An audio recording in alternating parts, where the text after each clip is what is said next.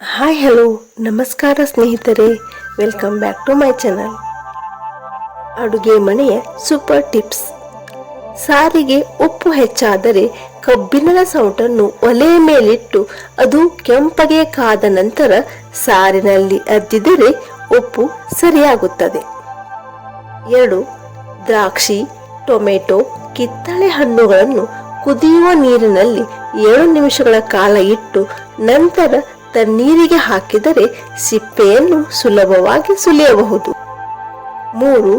ಗಾಜಿನ ಲೋಟಕ್ಕೆ ಬಿಸಿ ಬಿಸಿ ಕಾಫಿ ಅಥವಾ ಟೀ ಹಾಕುವ ಮುಂಚೆ ಆ ಲೋಟದಲ್ಲಿ 1 ಚಮಚ ಹಾಕಿಟ್ಟರೆ ಲೋಟಕ್ಕೆ ಬಗ್ಗಿಸಿದ ಪೇಯದ ಬಿಸಿಯನ್ನು ಆ ಚಮಚ ಸಾಕಷ್ಟು ತೆಗೆದುಕೊಳ್ಳುವ ಕಾರಣ ಆ ಲೋಟ ಬಿಸಿಗೆ ಒಡೆಯುವುದಿಲ್ಲ. 4.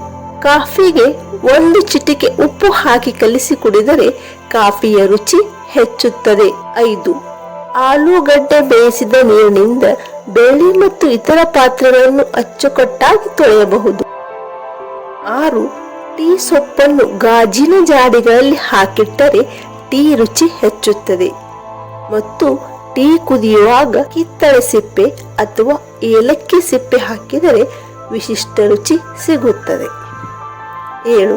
ಕಡಗೋಲನ್ನು ಬಿಸಿ ನೀರಲ್ಲಿ ಹಾಕಿ ತೆಗೆದು ಮಜ್ಜಿಗೆ ಕಡಿದರೆ ಬೆಣ್ಣೆ ಅಂಟುವುದಿಲ್ಲ.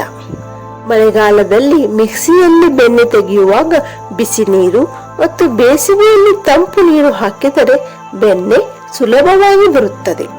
ಕಾಲಿಫ್ಲವರಿಗೆ ಸ್ವಲ್ಪ ವಿನೆಗರ್ ಬೆರೆಸಿ ಬೇಯಿಸಿದರೆ ಅದರ ಬಿಳಿ ಬಣ್ಣ ಹಾಗೆ ಇರುತ್ತದೆ. 9.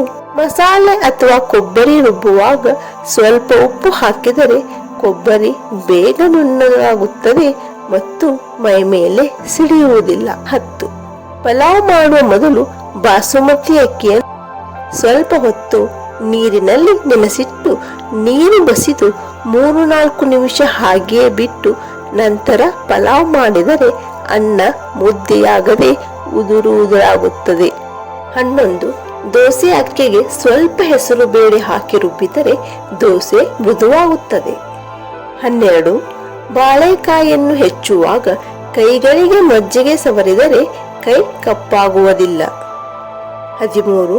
ಗಾಳಿ ಬರುವ ಸ್ಥಳದಲ್ಲಿ ಈರುಳ್ಳಿಯನ್ನು ಹೆಚ್ಚಿದರೆ ಕಣ್ಣೀರು ಬರುವುದನ್ನು ತಪ್ಪಿಸಬಹುದು. 14. ಕೈಯೆಲ್ಲ ಸೀಮೆ ಎಣ್ಣೆ ವಾಸನೆ ಇದ್ದರೆ ತಿಳಿ ಮಜ್ಜಿಗೆಯಿಂದ ಕೈಗಳನ್ನು ತೊಳೆಯಿರಿ. 15. ಬೆಳ್ಳಿ ಪಾತ್ರೆಗಳನ್ನು ವಿಭೂತಿಯಿಂದ ಮತ್ತು ಸ್ಟೀಲ್ ಪಾತ್ರೆಗಳನ್ನು ಗೋಧಿ ಹಿಟ್ಟಿನಿಂದ ತಿಕ್ಕಿ ತೊಳೆದರೆ ಅವುಗಳಲ್ಲಿ ಅಂಟಿದ್ದ ಜಿಡ್ಡು ಹೋಗಿ ಪಾತ್ರೆಗಳು ಹೊಳೆಯುತ್ತವೆ. ಸ್ನೇಹಿತರೆ, ಈ ಮಾಹಿತಿ ನಿಮಗೆ ಇಷ್ಟವಾದಲ್ಲಿ ಒಂದು ಲೈಕ್ ಮಾಡಿ, ನಿಮ್ಮ ಆಪ್ತರೊಂದಿಗೆ ಹಂಚಿಕೊಳ್ಳಿ, ಮರೆಯದೇ ನಮ್ಮ ಚಾನಲನ್ನು ಸಬ್ಸ್ಕ್ರೈಬ್ ಮಾಡಿ. ಧನ್ಯವಾದಗಳು.